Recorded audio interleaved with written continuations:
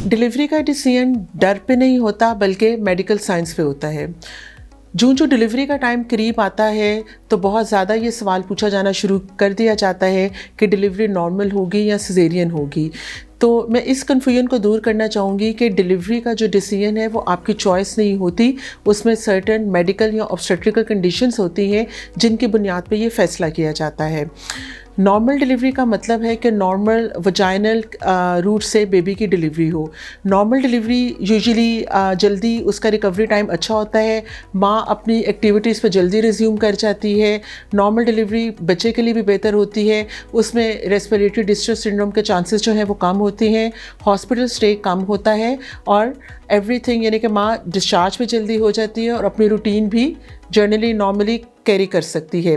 Caesarean section का मतलब है ये is an major abdominal surgery, इसमें एब्डोमिन पे इंसिजन दे के बच्चे की डिलीवरी की जा सकती है। सिजेरियन सेक्शन की हमेशा कोई ना कोई रीज़न होती है, या तो बच्चे की मैल प्रेजेंटेशन या मैल पोजीशनिंग हो, यानी कि बच्चा उल्टा हो, ब्रीच हो, बच्चे ट्रांसफर लाए हो, या फिर बच्चे का बाज़त होता है कि ओवल नीचे होती है जिसे हम प्लेसेंटा प्रीविया कहते हैं, बाज़ होता है कि अंदर कोई ब्लीडिंग शुरू हो जाती है, प्लेसेंटल अब्रप्शन हो, या फिर कोई ट्विन प्रेगनेंसीज हो या कोई भी ऐसी कॉम्प्लिकेशन हो जिसमें बच्चा नॉर्मल तरीके से डिलीवर ना हो सके, तो उस सूरत में सिजेरियन किया जाता है।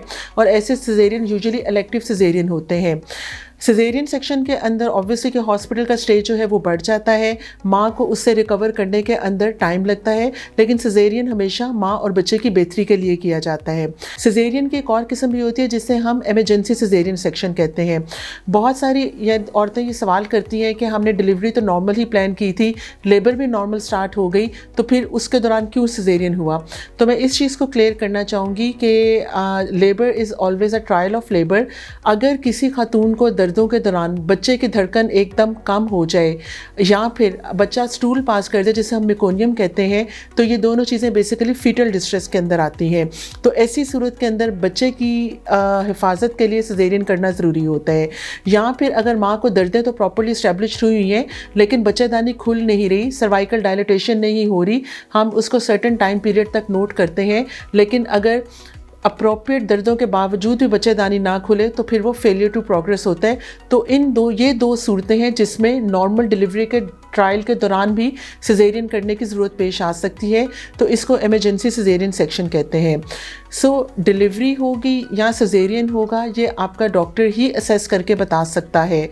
आजकल बहुत ज़्यादा ये समझा जाता है कि डॉक्टर अननेसेसरीली सिजेरियन कर देते हैं, जबकि कोई भी रिस्पॉन्सिबल डॉक्टर ऐसा नहीं करता, क्योंकि डॉक्टर्स को ये खुद भी पता होता है कि ये एक मेजर सर्जरी है और इसका डिसीजन हमेशा पेशेंट की कंडीशन देख के लिया जाता है।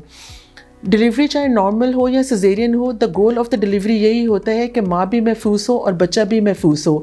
इसलिए आप अपनी प्रेगनेंसी के जर्नी को दूसरे लोगों से कंपेयर ना करें। बाज़ औक़ात इस तरह भी होता है कि हमें नहीं पता होता कि जब आप अपनी प्रेगनेंसी को दूसरे से कंपेयर करें उनकी क्या कंडीशन थी, उनका सिजेरियन क्यों हुआ या क्यों नहीं हुआ, या वो नॉर्मल डिलीवर हो सकते थे। तो जब वो आपको ऐसे मशवरे देते हैं उन्हें आपकी कंडीशन नहीं पता होती। तो इसके लिए बहुत ज़रूरी है कि आप अपने डॉक्टर के ऊपर ट्रस्ट करें, उससे अपने रेगुलर चेकअप रखें। आपके माइंड में जो भी क्वेश्चंस हैं रिगार्डिंग डिलीवरी और सिजेरियन वो अपने डॉक्टर से पूछें और जो आपका डॉक्टर बेहतर समझे वो आपके लिए डिसाइड करेगा। Thank you.